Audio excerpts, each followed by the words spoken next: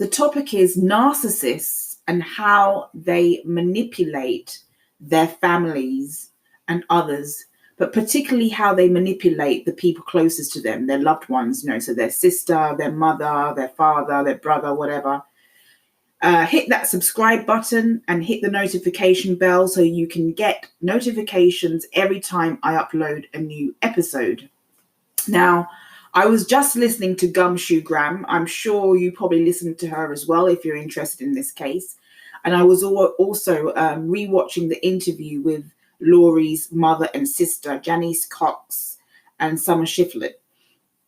And it's really, really interesting how, despite Laurie's antisocial behavior, despite the fact that she never invited them to her wedding, despite the fact that she's given them really BS excuses about the reason why these children hadn't been seen for months, excuses that don't make sense, despite the fact that she lied repeatedly about the fact that she was being threatened by Charles's sister, Kay, and her husband, the fact that she lied that Charles was threatening her or she felt threatened by Charles. They've believed everything that Laurie has fed them. And basically what she's really fed them, I don't want to say it because I don't want to swear. I want to keep this nice and clean. I want to keep my channel clean. But she is just fed them a load of chicken crap. That's what she's done. That's what Laurie's done. She's lied. She's manipulated her family into thinking that she was protecting her children, when in actual fact, she had discarded those children with the help of her brother and Chad and just fed them lies that don't even make sense. Because if she could have produced the children when asked, she would have produced those children. But they just go to such great lengths. Her mother, Laurie's mother and sister, they go to such great lengths to defend her actions, when her actions are nothing but antisocial, completely grandiose, self-absorbed, and highly, highly deceitful. It's like her mother and her sister have this us and them mentality. And Gumshoe Graham is so right. It was all about protecting their daughters and their sister's image. It was all about protecting Laurie's image. It was all about protecting, and in protecting Laurie's image, it was about self-preservation of their own image as a family. They didn't want their image of a family, this solid, loving LDS family, to come into any question or be smirked at. The level of narcissism, not just in Laurie, but in her mother and her sister, is really quite high. They blame all the victims. Gumshoe Graham is completely right. Laurie's mother and sister blamed all the victims and made excuses for Laurie's completely abhorrent behavior. Their granddaughter and their grandson had been missing for months with no decent explanation. And they can sit there in an interview with a straight face and talk about how Laurie is protecting her children, when in actual fact, Laurie was gallivanting in Hawaii with her new husband, didn't invite anyone to her wedding, and had her deceased daughter's credit card with her.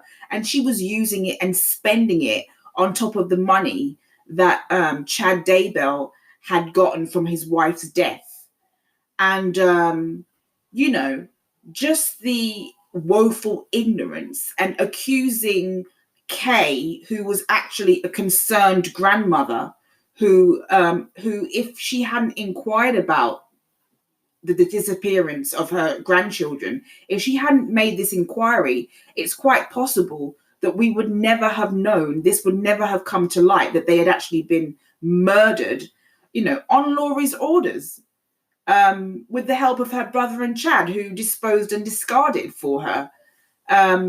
It's really quite amazing, and not in a good way, how narcissists like Laurie Vallow can actually fool people with their fake facade and manipulate their family members into thinking that she is this loving, sweet, caring mother who was just protecting her children, when it was actually quite the opposite. You know, her mother and her sister, rightly, as Gumshoe Graham rightly says, her mother and her sister blamed all the victims. It was Charles Vallow that was making the threats, when in actual fact, Laurie was making threats against her husband, and she took all of his money. You know, it's all Charles Vallow's fault, when actual fact, Laurie ordered her brother to actually take him out because she didn't want to be with him anymore, and she wanted his money, but she didn't want him. And they talk about how Kay was just this bitter, sour grapes woman because she lost her brother. Of course she was in pain because she lost her brother, because she knew her brother was murdered, because her brother had figured out what was going on with his wife, and had figured out that she was becoming very dangerous, and had figured out that she was perhaps not only a danger to him, but also a danger to her children. And he had informed his sister and his sister's husband that my life could be in danger here. But instead of being having sympathy with Kay and sympathizing that she was a grandmother in pain, she sarcastically and connivingly and in a very shallow way talks about how the only reason why Kay made a big deal out of all of this, the fact that she couldn't get in contact with her grandson, was because she was bitter about her brother's death. When in actual fact, Kay did the right thing by calling the authorities and trying to inquire about what happened to her grandson. But, you know, narcissists not only manipulate their families and con their families, and their family supports them despite of all their shady shenanigans and all their shady behavior and all the things that don't make sense. Her mother and her sister were willing to support her in the face of all of this. She should have been thanking Kay. They should have been thanking Kay for making this inquiry. They should have been thanking them. They should have had empathy and sympathy for Kay. But it just goes to show you, narcissistic people often have narcissistic families. It was all for Janice Cox and Laurie's sister Summer, for her mother and her sister. It was all about preserving their image as this wonderful family. Their daughter would never hurt a fly, and their son was this wonderful person. He might not have been perfect, but he was this wonderful person. When in actual fact, it was completely the opposite. In my own family, I have people who are just, my uncles and I come from a family that is extremely narcissistic. And, there was a situation once where one of my uncles accused his brother, my other uncle, of stealing money from him. And he spun this lie for years and years. And we all turned against his brother, my uncle, and we all thought that my uncle was the bad person. When in actual fact, he had been lying for years and years and trying everything in his power to turn people's against him. He wanted to get the sympathy for the fact that he had been wronged by his brother, when in actual fact, he was the one who was stealing from his brother. And manipulating everybody else into thinking that he was actually the victim.